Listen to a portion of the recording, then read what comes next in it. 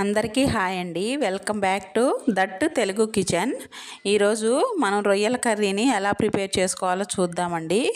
చాలా ఈజీగా చేసుకోవచ్చండి. రైస్లో కానీ, బిర్యానీలో కానీ, చపాతీలో కానీ చాలా బాగుంటుంది. ఒకసారి ఎలా చేయాలో ప్రాసెస్లోకి వెళ్ళిపోదామండి. ముందుగా బాగా శుభ్రం చేసిన రొయ్యల్ని తీసుకోవాలి. అందుట్లో కొంచెం సాల్టు అలాగే కొంచెం పసుపు వేసి ఒకసారి బాగా కలుపుకోవాలండి, మొత్తం కలిసేలాగా.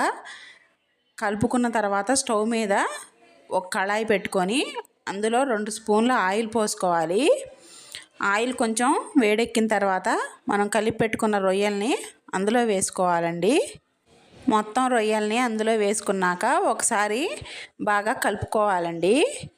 బాగా కలిపి మంటని మీడియం ఫ్లేమ్లో పెట్టి ఉడికిస్తే రొయ్యల్లోంచి వాటర్ బయటకు వస్తాయి. ఈ వాటర్ ఇనికిపోయేంత వరకు రొయ్యల్ని ఉడికించుకోవాలి. చూశారు కదా, ఆల్మోస్ట్ వాటర్ అంతా ఇనికిపోయాయి. ఈ కొంచెం వాటర్ కూడా పోయిన తర్వాత స్టవ్ ఆఫ్ చేసుకొని మళ్ళీ స్టవ్ మీద వేరే కళాయి పెట్టుకొని అందులో రొయ్యల కర్రీకి సరిపడా ఆయిల్ పోసుకోవాలి. ఆయిల్ కొంచెం వేడెక్కిన తర్వాత అందులో యాలుక్కాయలు, లవంగాయలు, దాల్చిన చెక్క, బిర్యానీ ఆకు, జీలకర్ర వేసుకొని కొంచెం చిటపటలాడనివ్వాలి. తర్వాత ఆనియన్స్ని పేస్ట్ పట్టుకున్నానండి. ఆ పేస్టు అందులో వేసుకోవాలి. వేసి కలుపుతూ వేయించుకోవాలి.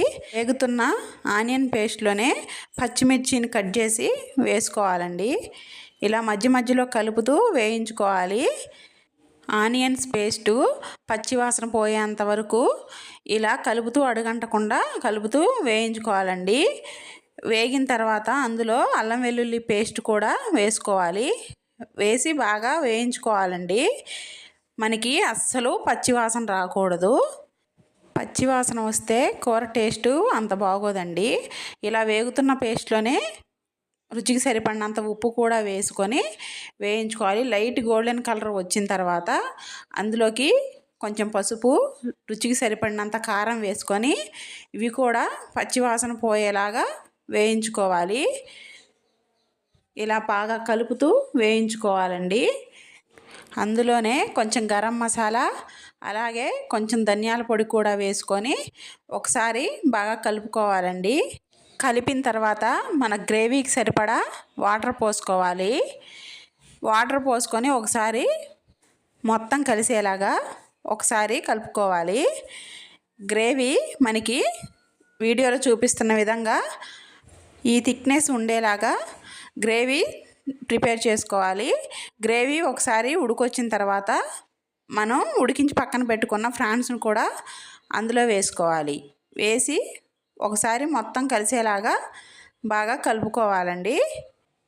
మంటని మీడియం ఫ్లేమ్లో పెట్టుకొని ఉడికించుకోవాలి. మధ్య మధ్యలో కలుపుతూ ఉడికించుకోవాలి. ఒక 15 నిమిషాలు ఉడికిన తర్వాత మనకి గ్రేవీ చిక్కపడుతుందండి. ఇలా చిక్కపడిన తర్వాత అందులో కొత్తిమీర వేసుకొని ఒకసారి బాగా కలుపుకొని స్టవ్ ఆఫ్ చేసుకోవడమేనండి. చాలా టేస్టీగా ఈజీగా రొయ్యల కర్రీని ప్రిపేర్ చేసుకోవచ్చండి. ఒకసారి ట్రై చేసి చూడండి. నా ఛానల్ని ఫస్ట్ టైం చూస్తున్నట్టయితే సబ్స్క్రైబ్ చేసుకోండి. అలాగే ఒక లైక్ చేయండి, షేర్ చేయండి.